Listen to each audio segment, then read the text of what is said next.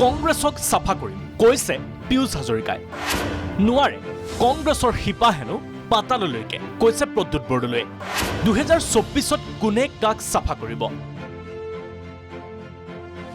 শাসক বিৰোধীৰ মাজত তীব্ৰ বাকযুদ্ধ।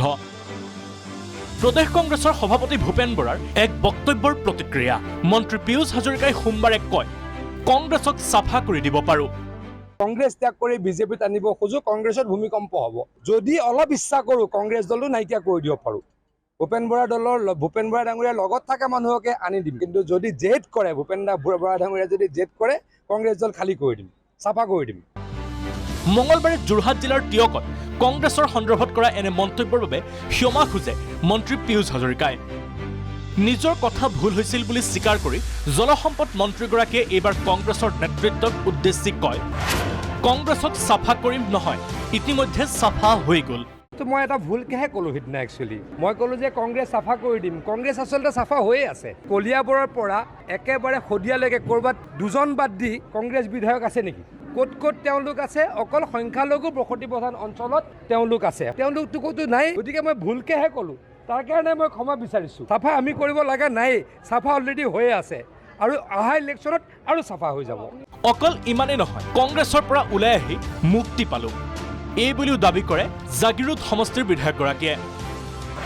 কংগ্ৰেছৰ শিপা পাতাললৈকে আছে। ক্ষুদ্ৰ নৰমনিচ এজনে কংগ্ৰেছক উচ্ছেদ কৰিব নোৱাৰে। মন্ত্ৰী পীয়ুষ হাজৰিকাক এনেদৰে প্ৰত্যুত্তৰ নগাঁৱৰ সাংসদ প্ৰদ্যুৎ বৰদলৈ। মানুহ যেতিয়া খুব বেছি অহংকাৰী হয়, ক্ষমতাৰ একেবাৰে মদগৰ্বী হৈ থাকে, যেতিয়া গৰম ভাতৰ ধোঁৱাই খোৱা বুলি কয়, তেতিয়া সাধাৰণতে এনেকুৱা ধৰণৰ কথা মুখত ওলায়। তেওঁ পাহৰি গ'ল যে এই কংগ্ৰেছ দলতে মই জনামতে তেওঁৰ দেউতাকো কংগ্ৰেছীয়ে আছিলে। এটা বৰ ডাঙৰ সময় তেওঁ কংগ্ৰেছ দলত যুৱ কংগ্ৰেছৰ লগত জড়িত আছিলে, কংগ্ৰেছৰ দলৰ লগত জড়িত হৈছিলে। সাংসদ প্ৰদ্যুৎ বৰদলৈ মন্ত্ৰী পীয়ুষ হাজৰিকাক কটাক্ষ কৰি ক'লে, মানুহ যেতিয়া খুব বেছি অহংকাৰী হয় তেতিয়াই এনেধৰণৰ কথা মুখত ওলায়।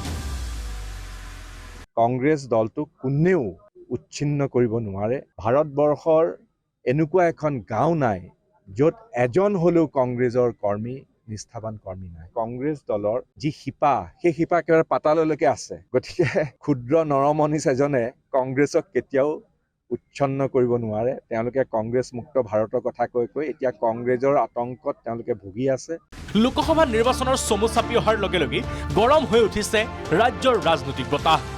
প্ৰকৃততে অক্টোবৰ নৱেম্বৰত বিজেপি আৰু মিত্ৰ দলৰ বহু নেতাই যোগদান কৰিব কংগ্ৰেছত।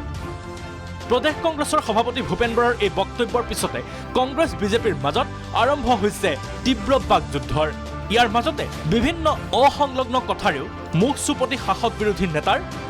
অৱশ্যে এই বাকযুদ্ধ কিমান দিনলৈ চলিব সেয়া হ'ব লক্ষণীয়।